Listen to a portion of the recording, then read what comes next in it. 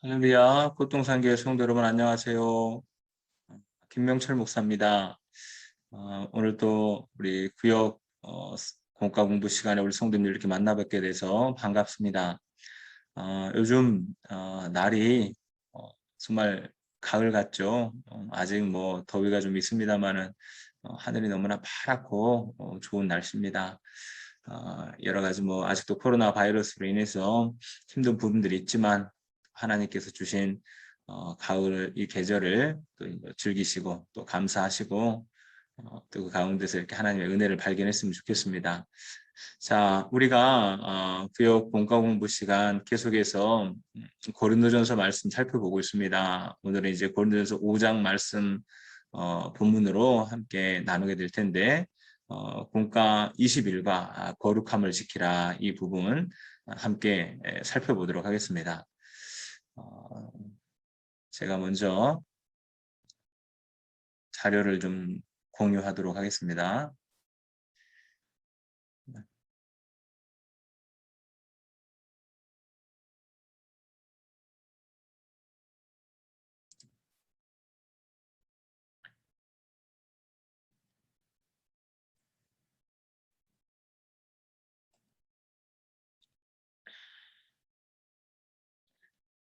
자, 오늘 20일과 거룩함을 지키라입니다. 그래서 5장 1절부터 13절입니다. 지금 좀 타이핑이 잘못된 것 같아요. 5장 1절부터 13절까지입니다. 들어가기도 제가 한번 읽어보겠습니다. 고린도 교회 성도 중에 아버지 아내를 취한 이가 있었습니다. 이런 행위는 유대법과 로마법으로도 금하는 것이었습니다. 이런 상황에서 교회가 아무런 조치를 취하지 않고 방관하고 있었습니다. 이 소식을 들은 바울은 단호히 그들을 교회에서 내쫓아 교회의 거룩성을 회복하라고 촉구합니다. 교회가 음행한 자들을 용납하고 대수롭지 않게 여기는 것은 온 교회가 파멸로 나아가는 발판이 될 수 있습니다. 그렇기에 바울은 사랑의 마음으로 악행을 행하는 자들을 교회 밖으로 내쫓으라고 요구합니다. 이렇게 함으로써 교회와 성도는 거룩한 정체성을 유지할 수 있습니다. 여러분 고린도 교회가 몇 가지 문제가 있는 교회였죠. 일단은 은사의 문제나 이렇게 파벌의 문제로 인해서 분쟁하고 분열이 있던 그런 교회였습니다. 또 그런가 하면 오늘 바울 사도가 오늘 고린도전서 5장에서 말씀하고 있는 것은 음행의 문제가 이 고린도 교회에 있었다는 겁니다. 여기 들어가게 보면 고린도 교회 성도 중에 아버지 아내를 취한 이가 있었습니다. 이렇게 말하는데 아마도 이제 계모겠죠. 친엄마가 아니고 아버지의 첩이나 이렇게 계모와 성적인 관계, 음행을 하는 그런 일들이 있었던 것 같습니다. 근데 이 고린도 교회가 이 문제에 대해서 조치를 취해야 됐었는데 그것을 그냥 방관하고 그냥 묵인하고 있었던 것 같아요. 그것이 사도 바울의 귀에 들려졌고 이것은 도저히 하나님의 교회 안에서 있을 수 없는 일이다. 그러면서 속히 그 문제에 대해서 대응할 것을 그렇게 말씀하고 있는 그런 내용입니다. 자, 우리가 이제 말씀을 살펴보면서 문제를 살펴보면서 내용을 하나하나 살펴보도록 하겠습니다. 자, 1번 문제. 고린도 교회 내 음행으로 인하여 바울이 교회를 책망한 점은 무엇입니까? 2절 말씀을 읽고 답을 해보십시오. 2절을 보니까 그리하고도 너희가 오히려 교만하여져서 어찌하여 통한이 여기지 아니하고 그 일 행한 자를 너희 중에서 쫓아내지 아니하였느냐. 여러분 사도 바울이 뭘 말하고 있죠? 그 음행의 죄를 범한 성도를 교회 가운데서 쫓아내지 않고 있다는 것입니다. 그러니까 음행의 죄를 범한 자를 징계하지 않고 그대로 내버려 두고 방관하고 있다는 것, 그것을 책망하고 있는 거죠. 여러분 이 당시에 그 헬라의 대도시들은 대부분 이렇게 성적으로 굉장히 문란한 방종의 문제가 있었다고 합니다. 그 중에서 이제 고린도 교회는 더 심각한 그런 수준이었다고 그래요. 그 이유가 이제 고린도 교회에 아프로디테 신전이 있었는데 이 신전에서 제사를 지내게 되면 그 제사의 그 제사 의식에 들어있는 것이 음행하는 일이었어요. 매춘부들, 의어 사제들이 그 제사를 지내러 온 사람들과 음행을 하면서 그것 자체가 이제 하나의 우상 숭배 행위, 제사를 지내는 그런 행위였던 거죠. 그러다 보니까 어떻게 했어요? 그것 자체가 음행을 한다는 것 자체가 사람들에게 그렇게 이상하게 보이지 않는 거죠. 고린도 사람들에게는 예, 음행을 하는 게 그렇게 이상한 게 아니에요. 너무나 자연스러운 일 중에 하나처럼 그렇게 여겨졌던 거죠. 그만큼 어, 그 윤리 의식이나 도덕 의식이 기준이 너무나 낮아져 있었다는 겁니다. 자, 근데 이 고린도 교회가 어떤 사람들입니까? 과거에는 그렇게 이 신전에 가서 제사를 지내고 세상 사람들과 똑같이 살던 이방인들이었잖아요. 그 사람들이 성도들이 이제 그들이 이제 예수님을 믿고 복음을 받아들여서 성도들이 된 것인데 그러다 보니까 여전히 그들 안에 어떤 윤리적인 의식이나 이런 것들이 좀 세상적인 그런 가치가 낮은 기준을 가지고 있었던 거죠. 아마도 그래서 고린도 교회 성도들이 그런 부분에 대해서 묵인하고 방관하는 모습을 보이지 않았나 학자들은 그렇게 말을 합니다. 그리고 또 한 가지 이 고린도 교회 성도들이 그 음행을 보면서도 그것을 묵인한 이유 또 한 가지 말하는 것이 이 사람들이 이제 이 당시에 영지주의의 영향을 받았다는 거죠. 영지주의라는 것은 영과 육을 구분하는 겁니다. 철저하게 구분해서 영적인 것은 선하고 좋은 것이지만 육적인 것은 악한 것이라고 보는 거죠.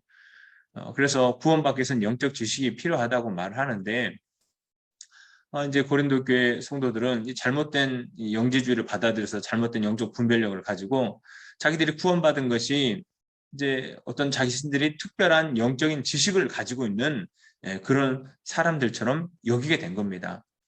그래서 육적으로 음행을 하고 있음에도 불구하고 그건 별로 상관이 없다는 거예요. 자신들은 영적으로 구원을 받은 사람들이기 때문에 그래서 오히려 그러한 육적인 행위가 자신들이 그리스도 안에서 가지는 영적인 자유함을 나타내는 것 중에 하나라고 생각하고 오히려 그걸 자랑스럽게 여기는 그런 모습도 있었다고 합니다. 그러니까 너무나 잘못된 모습이죠. 예수 그리스도를 잘못 알고 있는 거죠. 그런 이유들로 인해서 이들은 그 교회 내에 있는 음행을 행하는 그 범죄자들을 내어 쫓지 않고 방관함으로 지금 사도 바울이 그것을 책망하고 있었던 것입니다. 그러니까 바울은 그런 자들은 반드시 내어 쫓아야 한다. 교회 차원의 징계인 권징을 행할 것을 지금 명령하고 있는 것이죠. 자, 2번 문제 보겠습니다. 2번 바울이 밝히고 있는 교회의 치리 목적은 무엇입니까? 4절과 5절 말씀을 보시고 답을 찾아보시기 바랍니다. 여기 보니까 4절은 주 예수의 이름으로 너희가 내 영과 함께 모여서 우리 주 예수의 능력으로 또 5절 이런 자를 사탄에게 내어주었으니 이는 육신은 멸하고 영은 주 예수의 날에 구원을 얻게 하려 함이라. 자, 바울이 그 음행 행한 자를 치리하라고 말하는 이유가 무엇입니까? 그 사람을 완전히 교회에서 쫓아내버리기 위해서 그런 것입니까? 그게 아니죠. 여기 5절 말씀 보면 이는 육신은 멸하고 영은 주 예수의 날에 구원을 얻게 하려 함이라. 그렇게 말씀을 하는 것입니다. 쫓아내는 것 자체가 목적이 아니고 그 치리를 통해서 오히려 그 음행의 죄를 범한 사람이 회개하고 주께 돌이켜서 다시 그 영혼이 구원받게 하기 위해서 그런 일을 행했다는 거죠. 그래서 여기 보면 5절 말씀 보면 이런 자를 사탄에게 내어주었으니 이렇게 말하는데 이 부분이 바로 음행의 죄를 범한 자를 사탄에게 내어주었다는 것은 범죄자를 교회에서 출교하는 것, 범죄자를 교회에서 내어쫓는 것 그것을 말씀하고 있습니다.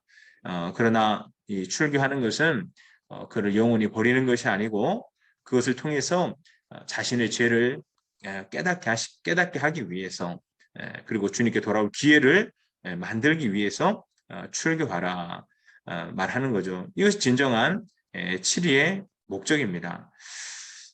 근데 중세 시대에는 이런 부분들이 좀 잘못 행해졌죠. 그때는 교회가 아주 강력한 힘을 가지고 있을 때였잖아요. 그래서 교회가 자기 마음대로 뭔가 휘두르기 위해서 예, 자신들의 말을 듣지 않으면 카톨릭 교회 이 교황의 말을 듣지 않으면 치리를 행하고 쫓아내고 출교하는 이런 7위 권징을 잘못 그렇게 사용할 때도 있었습니다. 잘못된 거죠. 그런 것은 치리의 목적은 무엇이라고 여러분? 쫓아내고 끊어버리는 관계를 끊어버리는 것이 아니라 그것을 통해서 병든 영혼을 범죄한 자를 다시 회개케 하는 것 이것이 바로 치리의 목적이라는 것입니다. 그런 의미에서 본다면 여러분 이 치리가 교회에는 꼭 필요한 것이겠죠. 그것을 잘못 사용해서는 안 되겠지만 그렇다고 해서 치리를 하지 않는 것도 문제가 있는 겁니다. 근데 현대 교회를 보면 여러분 우리가 이런 권징을 행하는 교회를 거의 볼 수가 없죠. 뭐 교회가 사랑의 교회를 말하는데 어떻게 그런 일들을 권징을 행할 수 있느냐? 사랑의 의미를 잘못 이해하고 있는 겁니다. 그런 거는 사랑하기 때문에 그 죄에서 빨리 벗어나도록 그 죄를 끊고 다시 하나님께 돌아오도록 오히려 그 권징이 필요한 것입니다. 그래서 권징이라는 것이 잘못 되어지고 남용되어져서는 안 되겠지만 그렇다고 해서 그런 이유 때문에 권징을 행하지 않는 것 그건 역시도 문제가 있다는 것을 기억하시고 오히려 이 권징이 범죄한 성도들을 다시 회복할 수 있고 또 교회의 거룩성을 유지시킬 수 있다는 거 이것을 기억하시면 되겠습니다. 자, 3번 문제 보겠습니다. 바울은 교회의 질서와 거룩을 위해서 치리권을 행사하되 누구의 권위로 하라고 했습니까? 4절 말씀 뭐라고 말하고 있습니까? 주 예수의 이름으로 너희가 내 영과 함께 모여서 우리 주 예수의 능력으로 어떤 의미죠? 주 예수의 이름으로 또 주 예수의 능력으로 여러분 이 말은 교회의 권징이 예수님의 권위로 시행되어지는 것을 의미하고 있는 겁니다. 그러니까 교회 권징이라는 건 단순히 사람들이 그냥 결정해서 그 범죄한 것에 대해서 그 징계하는 것 그런 정도가 아니고 그 이상의 의미 그리스도께서 행하는 것 그리스도의 권위로 시행되어지는 것이라고 말씀을 하고 있는 거죠. 근데 사실 이 권징이 이렇게 참 신적 권위를 가지고 있는 거잖아요. 예수님의 이름으로, 예수님의 능력으로, 그 예수님의 권위에 의해서 이루어지는 것인데, 그럼에도 불구하고 사람들이 이것들을 행하다 보니까 실수할 때가 많이 있어요. 그래서 사도 바울은 이 권징을 행할 수 있는 중요한 그 절차, 기준으로 한 가지 들고 있는 것이 무엇입니까? 주 예수의 이름으로 너희가 내 영과 함께 모여서 함께 모여서라는 말이 들어가 있죠. 이 권징은 교회 몇몇 사람들이 행할 수 있는 것이 아니고 교회 전체 온 성도들이 함께 모여서 권징을 시행해야 한다는 것을 말씀하고 있습니다. 그래야 이 권징이 잘못 이루어질 수 있는 것을 최대한 막을 수 있겠죠. 그래서 권징은 예수님의 권위로 시행되어지되 온 교회가 모인 자리에서 시행하라고 사도 바울은 말을 하고 있습니다. 자, 우리 다음 문제 보겠습니다. 자, 4번 묵은 누룩과 악에 찬 누룩은 무엇을 가리키고 있습니까? 8절 말씀을 한번 보겠습니다. 이러므로 우리가 명절을 지키되 묵은 누룩으로도 말고 악하고 악에 찬 누룩으로도 말고 누룩이 없이 오직 순전함과 진실함의 떡으로 하자. 여러분 성경에서 누룩이 뭘 의미하죠? 다 그런 건 아닙니다만은 성경에서 누르고 말할 때는 대부분 죄를 의미할 때가 많이 있죠. 죄를 의미한 것으로 이 누룩이라는 말을 많이 사용하죠.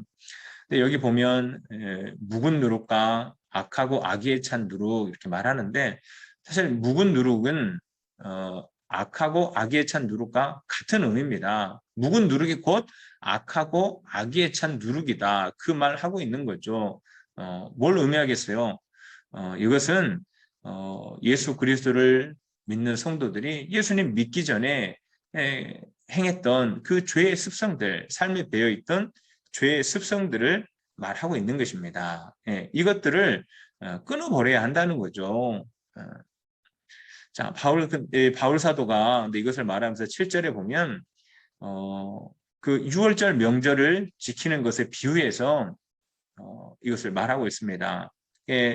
예수 그리스도께서 6월절 어린 양으로 자기의 생명을 주심으로 죄 문제가 해결되었다는 것, 그것을 고린도 성도들에게 상기시키면서 성도는 이미 죄 사함을 받은 누룩 없는 자이기 때문에 더 이상 이 묵은 누룩, 과거의 그 악한 습관들을 붙들고 있어서는 안 된다. 그것들은 다 끊어버려야 된다. 그렇게 말하는 거죠. 여러분, 그 유대인들이 지금도 6월절 지키잖아요. 그 사람들 6월절 지키는 것을 보면 제일 먼저 하는 게 뭐냐면 그 6월절 전에 집안에다가 누룩을 숨겨놓는데요. 그리고 이제 6월절이 되면 식구들이 집안에 숨겨진 누룩들을 찾아서 제거하는 것으로부터 버리는 것으로 6월절을 시작한다고 합니다. 그러니까 그 모든 죄악을 끊어버리는 거, 그것이 바로 어린 양의 피로 깨끗게 된 6월절의 의미라는 것을 설명하고 있는 거겠죠.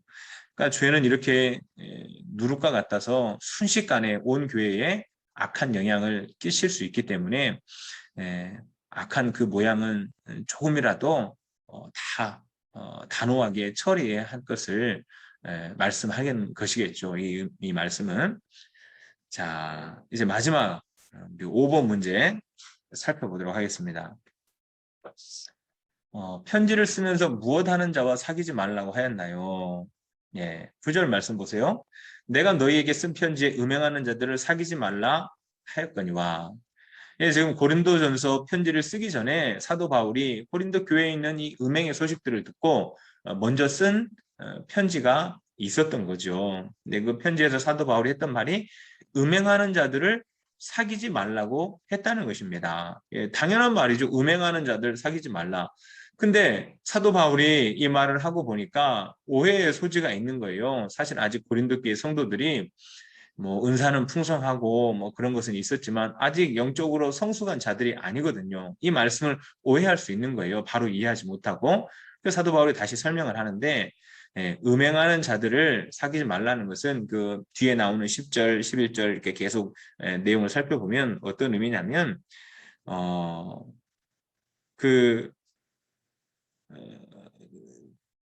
고린도 교회 성도들이 세상에 있는 사람들, 그들과 사귀지 말라는 의미가 아니라는 것을 사도 바울이 말하고 있죠.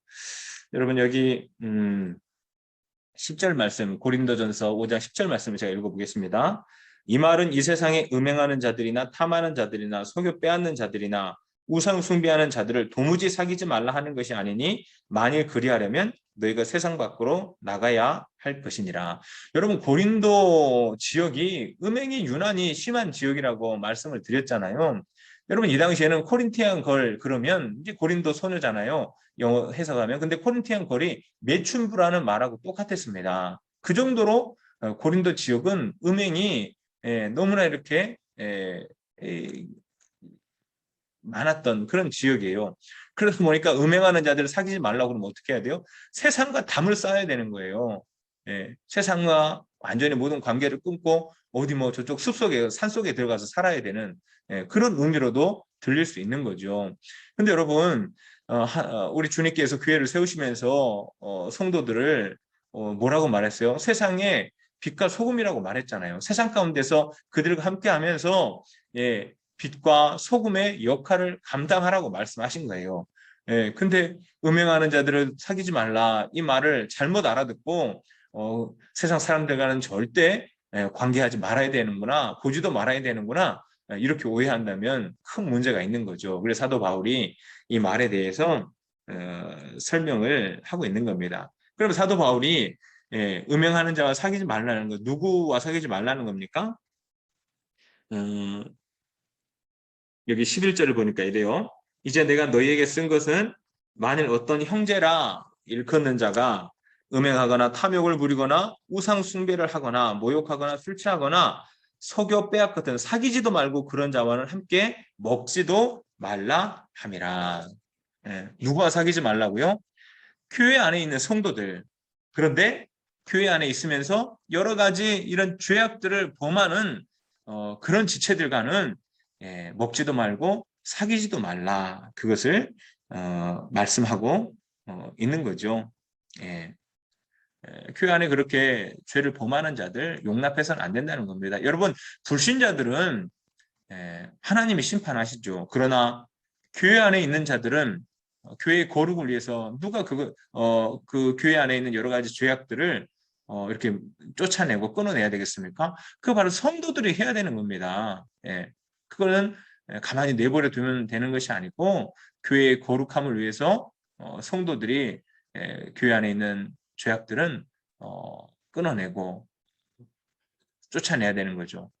그걸 위해서 오늘 말하고 있는 것이 바로 이 권징, 예수님의 권위로 행하게 되는 이 교회의 권징에 대해서 말씀하고 있는 겁니다.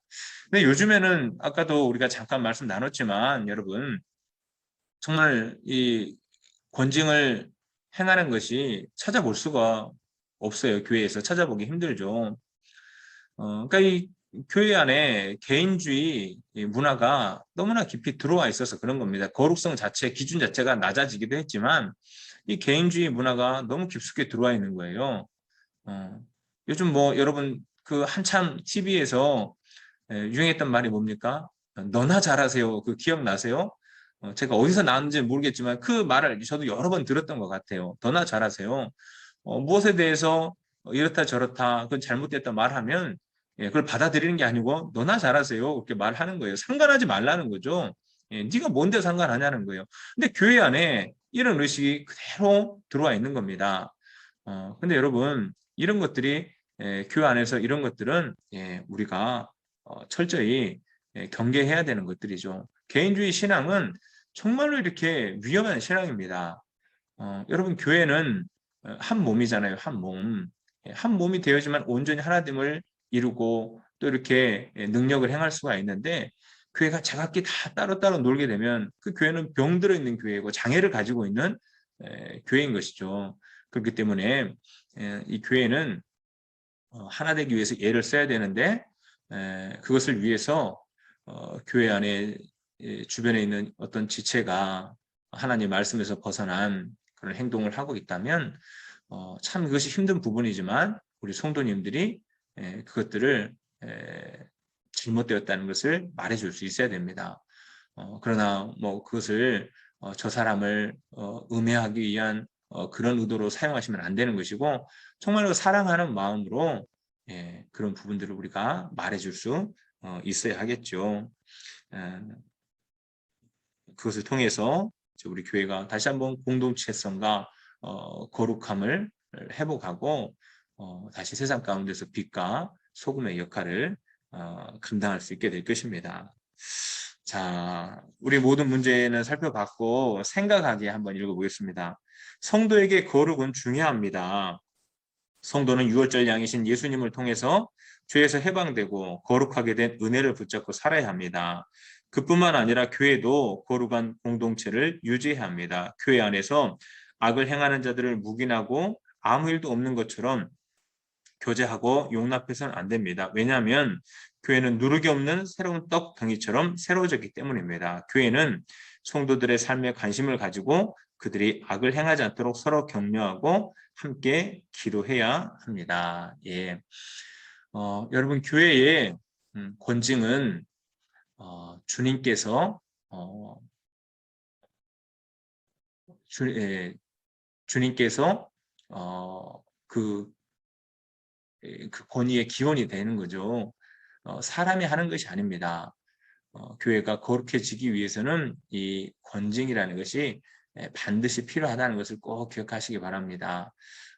참 누군가에게 잘못했다 말하는 것이 정말 쉬운 일이 아니고 사실 그런 말을 하려면 많은 것들을 많은 위험들을 감수해야 되는 어려움이 있지만 그럼에도 불구하고 진정으로 사랑하고 또 교회를 사랑하신다면 우리가 잘못된 것은 잘못되었다고 말할 수 있는 그런 저와 우리 성도님들이 돼야 되겠습니다. 이것을 위해서 기도하시고 또 그 범죄한 자가 그런 말들을 우리가 하게 될 때 오해하지 않고 오히려 그것을 달게 받아들여서 회개하고 돌아와서 정말 교회가 아름답게 다시 세워질 수 있는 은혜를 베풀어 달라고 또 우리가 이것을 가지고도 많이 하나님께 기도해야 되겠죠. 네, 오늘 여기까지 하고 다음 주에는 그 추석 때문에 한 주 쉴 것 같네요. 우리 성도님들 이렇게 코로나 때문에 좀 명절을 지내는데도 이렇게 어려움이 있지만 그래도 하나님께서 우리에게 주신 풍성한 것들 이렇게 함께 나누고 또 우리 가족들과 만날 때 좀 즐겁게 지내시고 또 그 후에 다시 우리 구역 성역 공부 시간에 만나도록 하겠습니다. 자, 오늘 수고하셨고 평안하시고 또 추석 잘 지내고 그 다음에 뵙겠습니다. 네, 감사합니다.